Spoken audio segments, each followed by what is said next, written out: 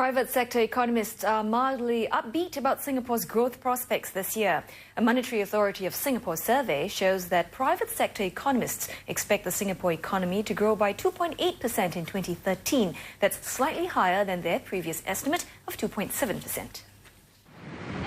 Economists are looking at slower GDP growth in the first quarter of 2013, downgraded from 1.2% in the previous poll to 0.8%. But they're anticipating a much stronger economic growth in the second half of the year. January and February data was quite poor for Singapore. Exports contracted quite a fair bit as well.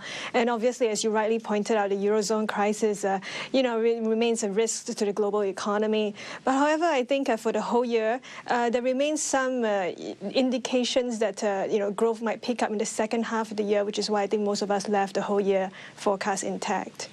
Cyprus's recent debt problems renewed fears of another eurozone crisis, but economists are optimistic that a pickup in the US and China economies will support Singapore's growth in the second half of the year.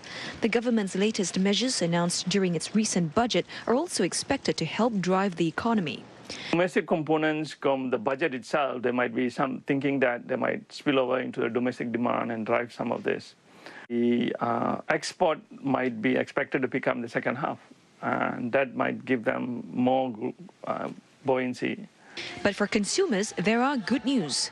Forecasters are anticipating inflation to come in at 3.8% this year, at the lower range of the central bank's forecast of 3.5% to 4.5%.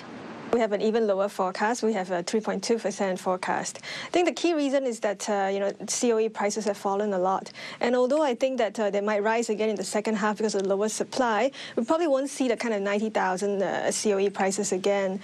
For 2014, forecasters are expecting Singapore's economic growth to hit 4%, with inflation coming in at 3.4%. Despite more positive data from US and China, economists warn that they may lower the country's growth estimates should the eurozone crisis deteriorate.